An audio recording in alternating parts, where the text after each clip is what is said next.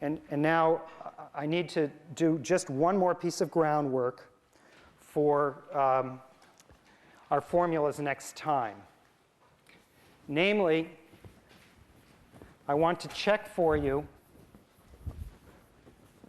one basic fact, one limiting tool. So this is going to be a theorem, but fortunately it's a very short theorem and it has a very short proof.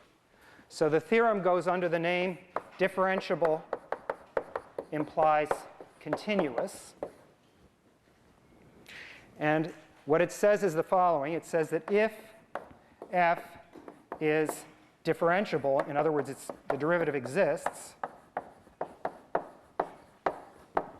at x0, then f is continuous at x0.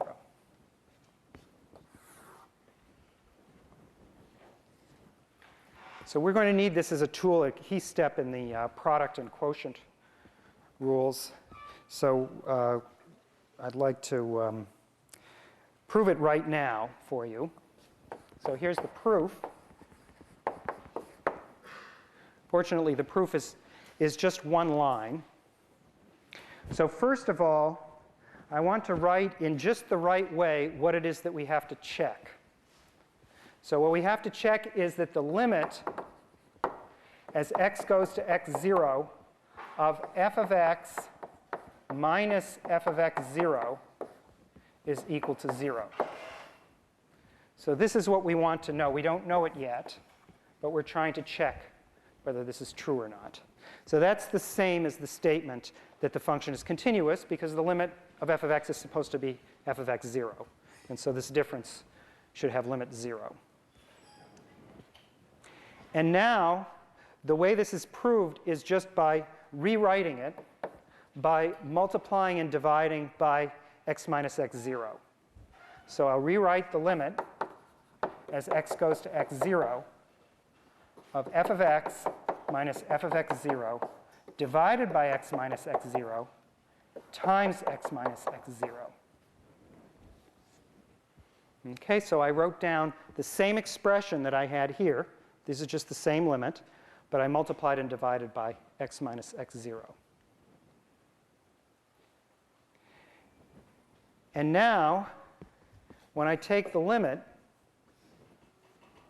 what happens is the limit of the first factor is f prime of x0. That's the thing we know exists by our assumption.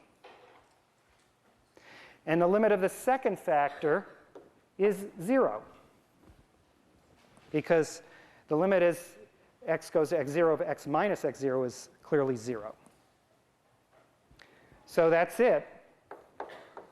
The answer is 0, which is what we wanted. All right, so that's the proof. Now, there's something exceedingly fishy looking about this proof, and let me just point to it before we proceed. Namely, you're used in limits to setting x equal to 0. And this looks like we're multiplying and dividing by 0, exactly the thing which makes all proofs wrong in all kinds of algebraic situations and so on and so forth. You've been taught that that never works, right? But somehow these limiting tricks have found a way around this. And let me just make explicit what it is. In this limit, we never are using x equals x0. That's exactly the one value of x that we don't consider in this limit. That's how limits are cooked up. And that's sort of been the theme so far today, is that we don't have to consider that. And so this multiplication and division by this number is legal. It may be small, this number, but it's always non-zero.